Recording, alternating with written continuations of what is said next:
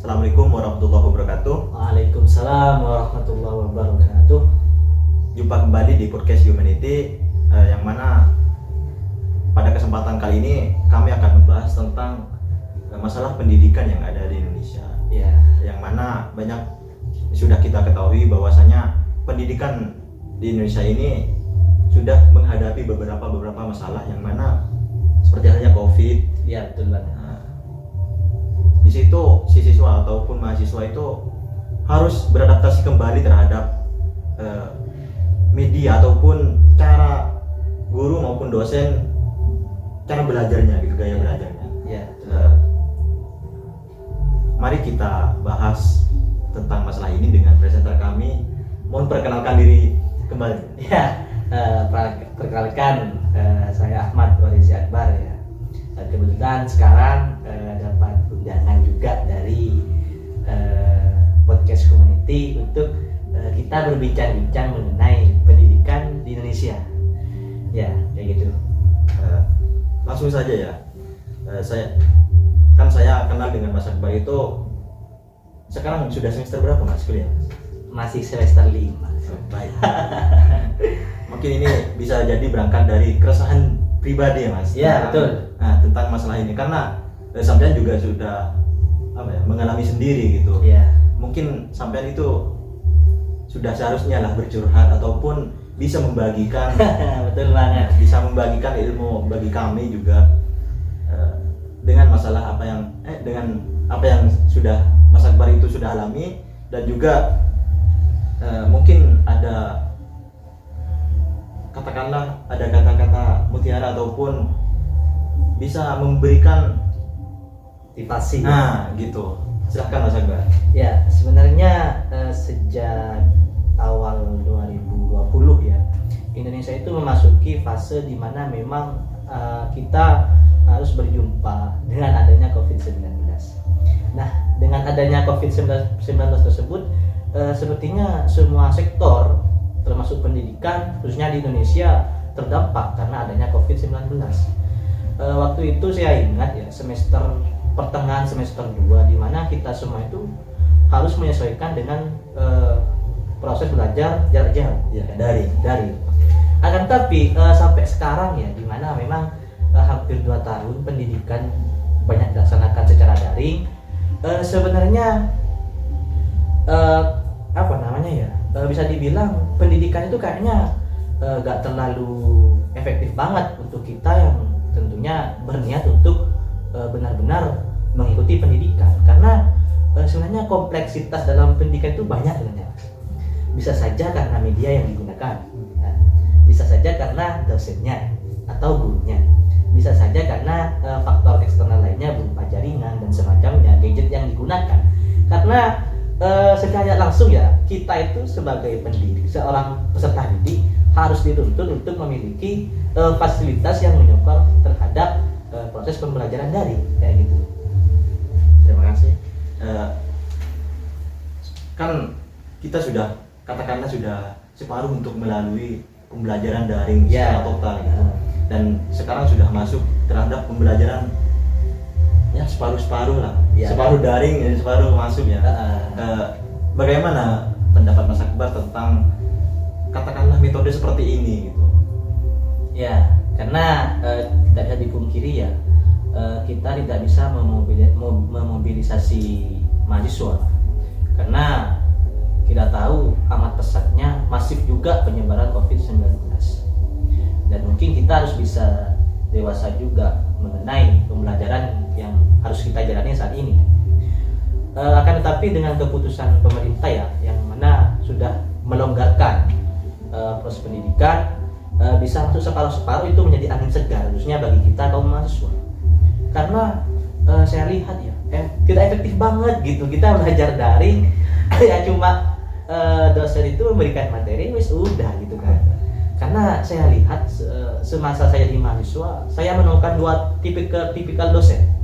Yang pertama, memang dosen tersebut ingin mencerdaskan mahasiswanya, dan yang kedua, dosen yang hanya menghilangkan kewajibannya sebagai seorang dosen.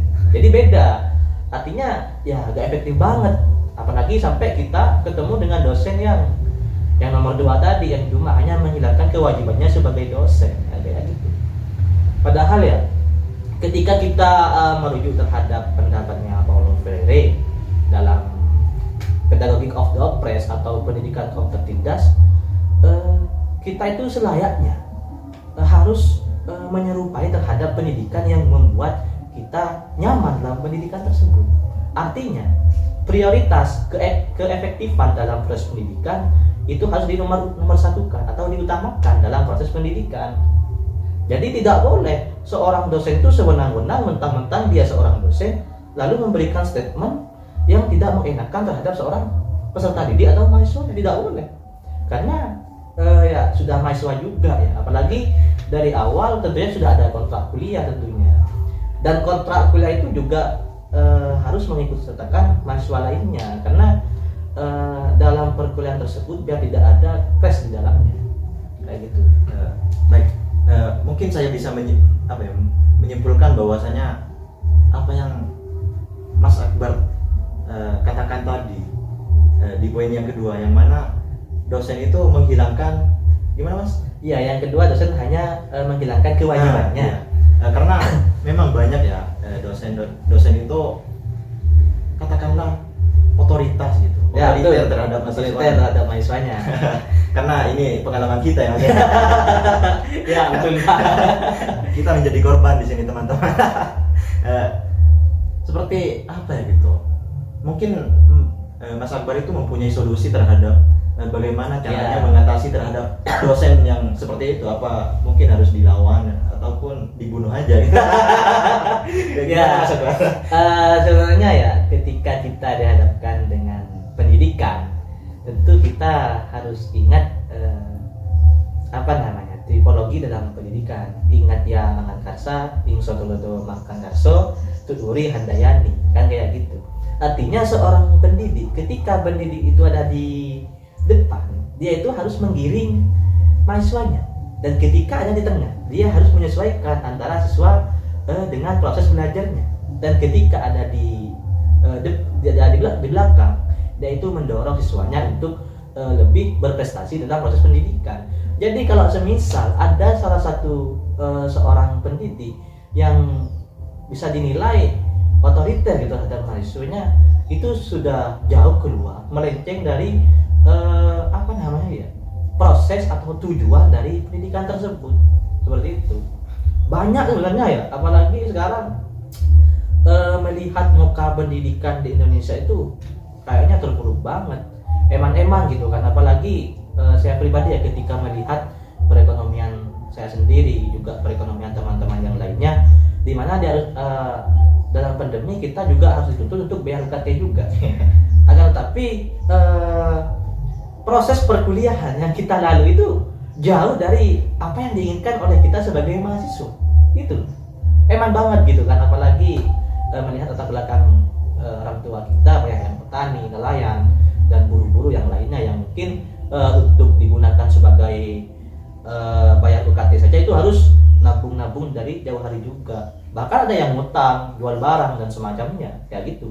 Apalagi diterpa COVID-19 ini ya, sangat mempengaruhi terhadap ekonomi orang tua kita. Ya. Jadi untuk mengatasi dosen yang katakanlah bersifat otoriter gitu, yang pertama itu kita harus lawan.